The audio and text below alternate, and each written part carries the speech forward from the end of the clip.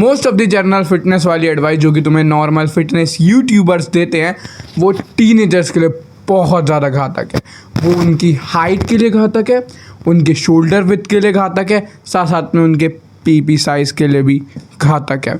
उसका रीज़न ये है जो जनरल एडवाइस वो देते हैं वो एक एवरेज ऑडियंस को लेके देखते हैं, और एवरेज ऑडियंस होगी उनकी 25 साल की लड़की। लेकिन एक टीनेजर जो कि एक 13 से लेके 19 के बीच में है, ये एडवाइस फर्स्ट बहुत ज़्यादा बुरी फी होती है। एक होती है बैड एडवाइस, बैड से भी नीचे एडवाइस होती हैं।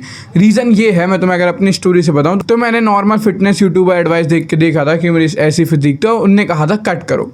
तो मैंने सोचा हाँ यार सही बात है कट करो, तो मैंने कट करा। और मैंने कट करा उनकी एडवाइस से, जो कि एडवाइस थी कैलोरी डेफिसिट में जाओ 500 से 800 कैलोरी, क्योंकि मैं extremely high body fat percent में था, क्योंकि 23 to 24 वाले बॉडी फैट परसेंटेज में था। इस बॉडी फैट परसेंटेज में तुमसे क्या कहते हैं 800 कैलोरी कट कर लो, तुम्हें बहुत फैट है कोई दिक्कत नहीं आएगी।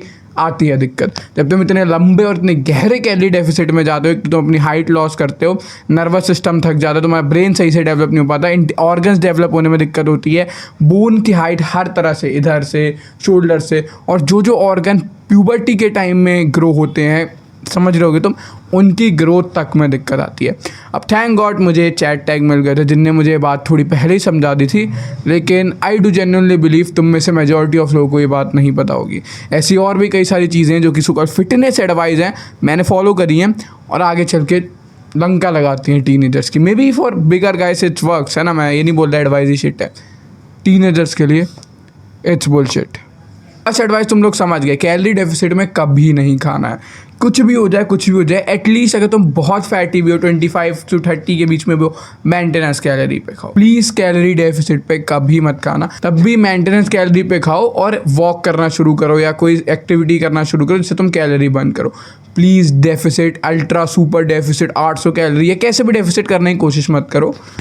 डू इट धीरे धीरे, आराम से। ठीक है, टीनेज के बाद जब बॉडी सही में डेवलप हो चुकी होगी उसके बाद तुम एक साल में फैट कट कर सकते हो, 30 से 20 से 15 साल, फिर 6 महीने, दैट्स इट। इसके अलावा बहुत टाइम नहीं लगने वाला तुम्हें फैट कट करने में, मेरी बात मानो। इसलिए अपने टीनेज को यूटिलाइज करो उन चीज़ों के लिए जो कि आगे ग्रो नहीं हो पाएंगी, जैसे कि तुम्हारी हाइट। अब ये अगर हाइट स्टंट हो गई तो इट्स ओवर। तुम्हारी बोन लेंथ जो कि बहुत इंपॉर्टेंट होती है, एक एस्थेटिक है कैसी भी फिजिक के लिए, तुम्हारे बोन की डेंसिटी, तुम्हारे ऑर्गन हेल्थ जो कि टीनेज में डेवलप होते हैं, तो प्लीज़ उन्हें सेक्रीफाइस मत करो। एडवाइस जो मैंने सुनी थी वो मोस्टली रेड पिल वाले जिम गोअर से सुनी थी। Have to hard workout, gym भी करो, मार्शल आर्ट भी करो, जिम भी करो और एक super high intensity Hyrox cardio भी करो। देखो यार ये सारी चीज़ें as a bigger guy, as a 25-27 year old guy, जिसका तुम्हारा टेस्ट पीक पे, जब तुम्हारे सारे हार्मोन पीक पे, जब फाइनेंशियल कंडीशन अच्छा है, जब डाइट अच्छी है, इट्स ऑल गुड।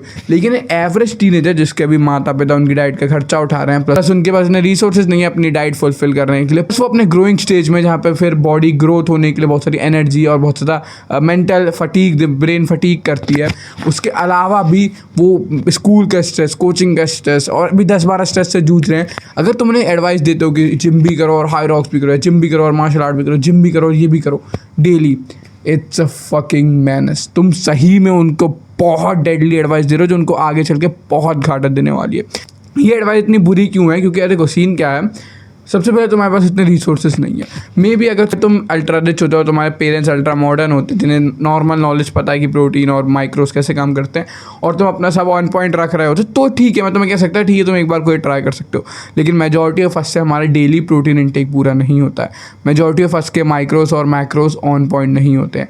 और उसके बाद जब तुम्हें कोई कहेगा 2 चीज़ें करो एक दिन में, एक तो जिम, सुपर फटीकिंग, अल्टीमेट फटीकिंग, उसके बाद फिर तुम्हारा ये दूसरी वर्कआउट जो भी तुम करो, इससे क्या होगा, तुम्हारी बॉडी को लगने लगेगा you are gonna be fucked, और इस फिर बॉडी चली जाएगी सर्वाइवल स्टेज में। और एक बार बॉडी सर्वाइवल स्टेज में चली गई, जैसे मैंने बताया, हाइट स्टंट हो जाएगी, बोन ग्रोथ, बोन डेंसिटी और तुम्हारे ऑर्गन हेल्थ सब कुछ स्टंट हो जाएगी। वहीं पे पूरी ज़िंदगी रिग्रेट करोगे। थर्ड पॉइंट होगा अंडर 18 स्पोर्ट्स, खासकर मार्शल आर्ट या फिर कॉन्टैक्ट स्पोर्ट। ताइक्वांडो का मेरा टूर्नामेंट था और उसमें क्या हुआ, मुझे वेट कट करना था। I was near about 70s और मुझे 68 के आसपास होना था, जिससे कि मैं एक कम कैटेगरी में खेल सकूँ। कट करना बहुत बढ़िया चीज़ होती है, बढ़िया था, मैं कट करता और खेलता और जीतता। बढ़िया था, लेकिन एक दिक्कत हो गई, मुझे किसी ने नॉलेज नहीं दी थी हाउ टू डू कट। जैसे बेसिक पता था कम खाओ कट हो जाएगा। तो जब 11th क्लास में, जब मेरी peak of the peak growing age थे, अगर तुम्हें पता ना हो तो मेरी शायद 11th की शुरुआत में कुछ CBSE का कुछ सर्वे या कुछ था, उसमें हाइट नापी गई, तो वेट नापा था, तो मेरे पास हाइट लिखी हुई है, मैं लिख दूंगा कितनी थी, शायद 173 या 174 थी। तो इस हाइट थे और अब मैं 180 सेंटीमीटर हूँ। तो मैंने 6 सेंटीमीटर ग्रोथ स्पार्ट करी उस पीरियड में, जिस समय ग्रो हो रहा हूँ मैंने कट करा। और मैं वेट कैटेगरी मैंने रिड्यूस करी, लेकिन it's absolutely bullshit for a guy. एक गाय जिसे स्पोर्ट्स में अपना करियर नहीं बनाना है, इट्स एब्सोल्युटली बुलशिट। अगर तुम कोई भी कॉन्टैक्ट स्पोर्ट खेलते हो, बॉक्सिंग, जूडो, MMA, ताइक्वांडो, कोई भी जिसमें कि वेट कट करना होता है, उसमें क्या होता है दिक्कत, ये लोग तुम्हें कहते हैं वेट कट कैसे करो, बहुत ज़्यादा कार्डियो करो, बहुत कम खाना खाओ, हेल्थ की लंका लग जाएगी। जैसे मैंने बताया, तुम्हारी बॉडी फिर सर्वाइवल मोड पे चली जाएगी, कुछ ग्रो नहीं होगा। अगर तुम नॉर्मली खेलना चाहते हो विदाउट वेट कटिंग, तो ठीक है, I am with you, it's fine, very good, बढ़िया है, तुम्हारा डेवलपमेंट होगा। लेकिन अगर तुम प्रोफेशनल नहीं जाना चाहते, कि तुम्हें अभी से आगे चल के मेडल इसी में करियर नहीं बनाना, मेजॉरिटी ऑफ यू को नहीं बनाना होगा, मेजॉरिटी ऑफ यू को पता है बनेगा भी नहीं, तो प्लीज़ ऐसा मत करो। तुम अपनी हाइट और बहुत सारी चीज़ें मैंने बता रखी हैं, उन सबको सेक्रीफाइस कर दोगे। 4th एडवाइस थी, गांड फाड़ वर्कआउट करो। वर्स्ट एडवाइस, देखो ये वर्कआउट क्या होता है, ये होता है हाई इंटेंसिटी हाई वॉल्यूम। यानी हाई इंटेंसिटी कैसे होंगे, सेट्स को बहुत ज़्यादा फेलियर तक ले जाके, हाई वॉल्यूम कैसे होगा, बहुत ज़्यादा सेट्स मार के। Term best advice to give a teenager. मुझे नहीं पता तुम्हारी बॉडी कितना फटीक झेल सकती है, मुझे तुम्हारा कुछ नहीं पता, पर मुझे ये पता है कि जब तुम उस लिमिट पे आ जाते हो कि तुम बहुत सेट्स मार रहे हो, सारे सेट फेलियर तक ले जा रहे हो, क्योंकि मसल हाइपरट्रॉफी के लिए बेस्ट होते हैं दिन के 12 सेट, और तुम 12 सेट करोगे 3 मसल के, तो हो गए दिन के 36 set till failure. Yes, muscle करो, लिटरली तुम फिर से सर्वाइवल मोड पे चले जाओगे, सब बेकार हो जाएगा। एज अ टीनेजर अगर तुम्हें जिम करनी है, जो तुम्हारी हॉबी है, तुम चाहते हो एक मसल बनाना, बेस्ट वर्कआउट वो होगा जो मैं आज फॉलो करता हूँ, अभी फॉलो करता हूँ। दिन में मेजर मसल ग्रुप के 4 से 3 set till failure, that's it. Minor muscle group के 2-2 set till failure, that's it. तो टेक्निकली अगर मैं तुम्हें अभी बताऊँ, तो मैंने आज बैक मारी, बैक के 5 सेट टिल फेलियर, 2 एक्सरसाइज, 1 के 3 सेट, 1 के 2 सेट, इट्स ऑल गुड।